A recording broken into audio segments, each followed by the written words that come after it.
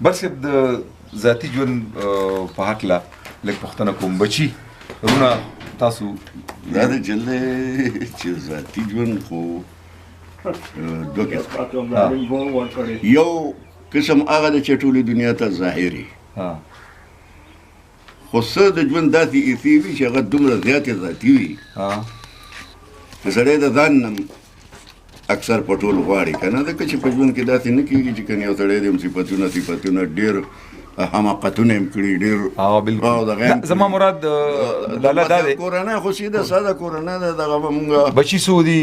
هلکان څو دي ورور مې دغه یو دی شریف خان ښه او مونږ کیمرامیني کوي دا دې وخت کې شریف خان ریکارډینګ کوي لاله دا پورې مونږ لکه د دغه پاتې شوي وو تر اوسه پورې مونږ لکه د پلار زوی پاتې شوي وو تر منځه شکر دی څه دغه نه دی راغلی ډېر ښه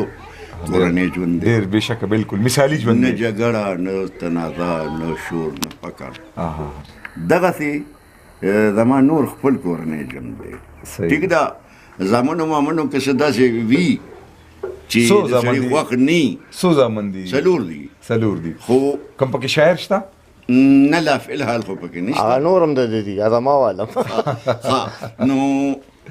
دغه چې کوم دي نو دا خو پکې ګیلې مونې م راشي دغه م راشي نو هغه خو ژوند کې راځي خو د خپل ژوند ته یو ډېر مثالي ژوند په دې ویلی شم چې د ټولو نه لویه خبره پکې دا ده زندګي خو مې سخته تېره کړې ده خو اوس اخري او انجام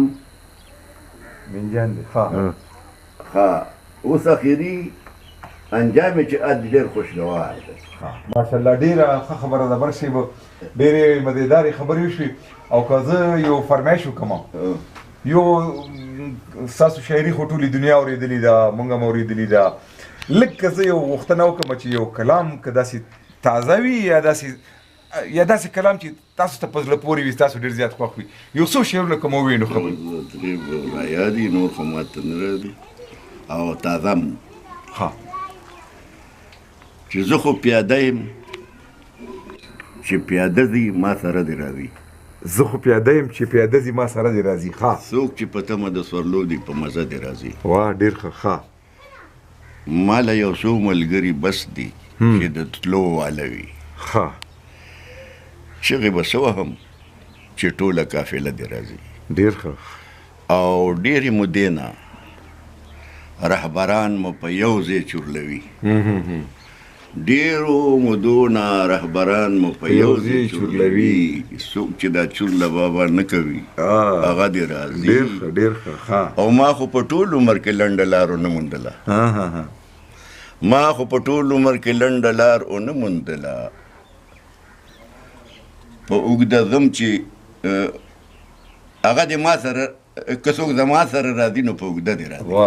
ما خو په ټول عمر کې لنډه لار ونه موندله چې څوک په ما پسې راځي نو په اوږده دې راځي مقطع ته یاد مقطع نشته او شته